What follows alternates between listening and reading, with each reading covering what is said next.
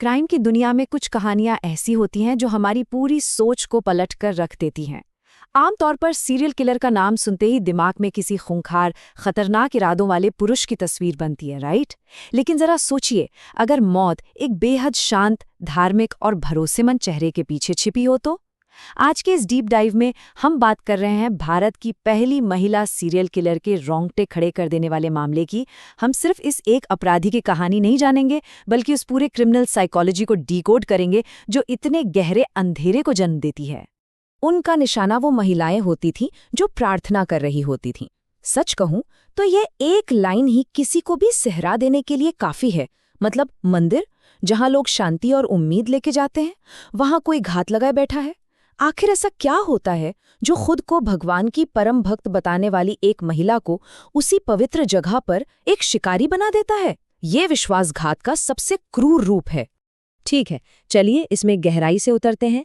इस खौफनाक सफर की शुरुआत होती है के.डी. केम्पम्मा से, जिन्हें आज हम साइनाइड मल्लिका के नाम से जानते हैं।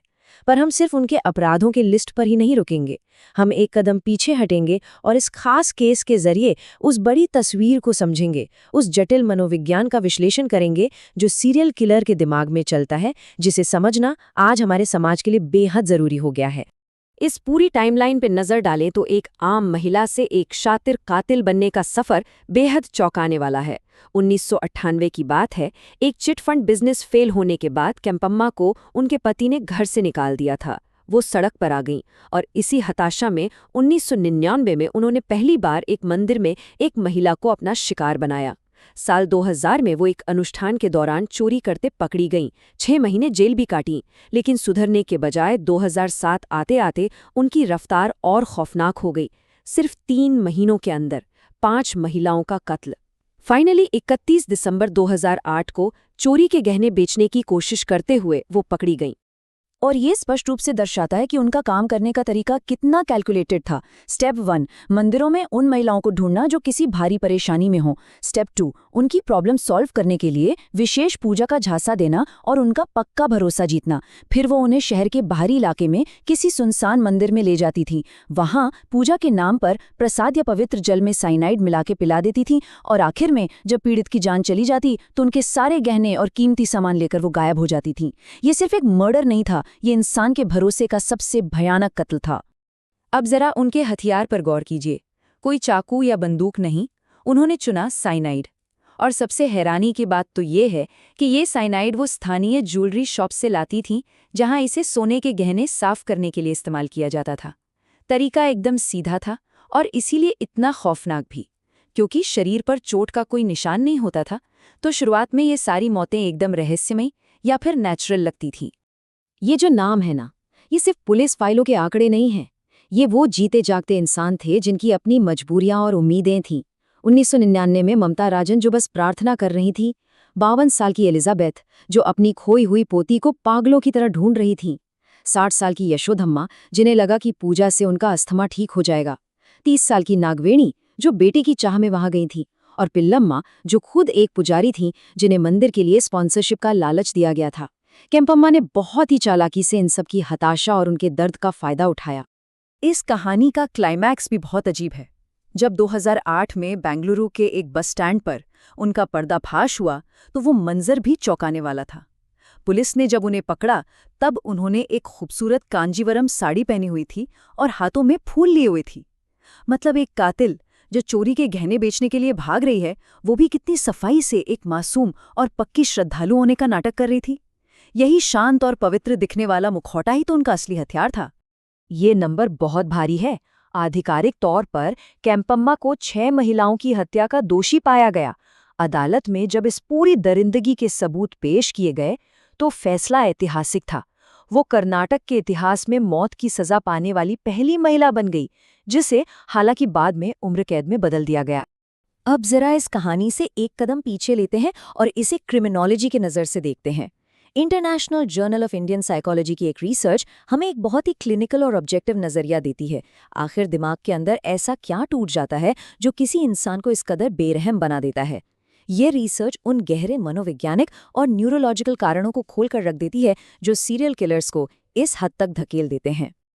अब इस रिसर्च के बारे में जो बात सबसे ज्यादा दिलचस्प है वो ये है कि कैसे हमारे दिमाग का स्ट्रक्चर अपराध से जुड़ता है। रिसर्चर्स बताते हैं कि ऐसे क्रिमिनल्स के दिमाग में अक्सर प्री फ्रंटल कॉर्टेक्स में दिक्कत होती है, जिससे उनकी सही गलत समझने की ताकत और एम्पैथी यानी दूसरों का दर्द महसूस करने की क्षमता लगभग खत्म हो जाती है। इसके अलावा एमिगडाला में गड़बड़ी की वजह से वो अपने आवेगों और इमोशंस पर कंट्रोल नहीं कर पाते। इनमें साइकोपैथिक लक्षण बहुत आम होते हैं, जैसे इमोशनली पूरी तरह ब्लैंक हो जाना और लोगों को मैनिपुलेट करना। और हाँ, बचपन का कोई बड़ा ट्रॉमा, चाहे वो शारीरिक हो या मानसिक, उनके डेवलपमेंट को बुरी तरह डैमेज कर देता है। अगर हम इस अकादमिक रिसर्च को सीधे सायानाइड मल्लिका की असल जिंदगी पर रखकर देखें तो चीज़ें एकदम साफ हो जाती हैं। उनकी शुरुआती जिंदगी गरीबी में गुजरी, उन्हें घर से निकाल दिया गया। ये सीधा सीधा सोशो इकोनॉमिक ट्रॉमा और निग्लेक्ट का केस है। उनका दिमाग वो दूसरों को धोखा देने और चालाकी से फंसाने में मास्टर थीं, जो कि साइकोपैथी और एम्पैथी की कमी का एक टेक्स्ट बुक एग्जाम्पल है। और उनका मोटिवेशन वो था महज गहने और पैसे चुराना। इसे क्रिमिनोलॉजी की भाषा में संसाधनों की कमी से प्रेरित अवसरवाद कहते हैं। वो इस क्रिमिनल प्रोफाइल में एकदम परफेक्ट फिट बैठती हैं। एक और दिलचस्प बात यह है कि अलग-अलग देशों में सीरियल किलर्स के मोटिव्स भी अलग-अलग होते हैं। अगर आप अमेरिका के सीरियल किलर्स का पैटर्न देखें तो वो अक्सर व्यक्तिवाद, फेम पाने की चाह, नार्सिसिज्म और दूसरों को दर्द देकर मजा लेने की मानसिकता से प्रेरित होते हैं, और वहाँ का मीडिया उन्हें बहुत ज़्यादा सेंसेशनलाइज भी कर देता है। लेकिन अगर भारतीय सीरियल किलर्स की बात करें तो यहाँ की कहानी अक्सर घोर गरीबी, अवसरवाद और सिर्फ जिंदा बचने की जद्दोजहद से जुड़ी होती है। भारत में गरीबी, सिस्टम की खामियों और मीडिया का ध्यान न जाने की वजह से ऐसे अपराधी बहुत लंबे समय तक सिस्टम की नज़रों से बचे रहते हैं। चलिए आगे बढ़ते हैं और देखते हैं कि ये पूरी पिक्चर कैसे डेवलप होती है। भारत में सीरियल क्राइम सिर्फ एक पैटर्न पर नहीं चलता। यहाँ आप 3 बड़े मॉडल्स देख सकते हैं। पहला है अपॉर्चुनिस्टिक मॉडल, जैसे साइनाइड मल्लिका, जहाँ गरीबी और इमोशनल डिटैचमेंट मर्डर का कारण बनते हैं।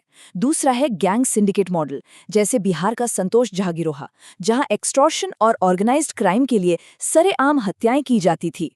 और तीसरा है आइडियोलॉजिकल मॉडल, जहां जाति या धर्म जैसे सख्त सामाजिक ढांचों के नाम पर अपराध होते हैं, जैसे कि ऑनर किलिंग्स। ये साफ दिखाता है कि संसाधनों और पावर की कमी कैसे कैसे खौफनाक रूप ले सकती है। तो यहाँ सबसे अहम बात यह है कि ये शिकारी इतने लंबे समय तक गायब कैसे रहते हैं। केम्पम्मा का केस इसका परफेक्ट उदाहरण है। हमारी सोसाइटी में अक्सर महिलाओं को खतरनाक या हिंसक रूप में देखा ही नहीं जाता, और यही सांस्कृतिक अंधापन उनके लिए एक ढाल बन गया।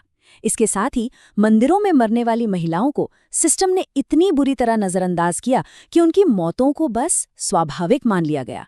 इसी लापरवाही की आड़ में वो करीब 1 दशक तक बिना किसी रोक-टोक के अपनी शिकार करती रहीं। वो समाज की इसी अंधी और उपेक्षित पृष्ठभूमि में आसानी से छिप गई थी। इस पूरे एनालिसिस के बाद दिमाग में बस एक ही सवाल गूंजता है।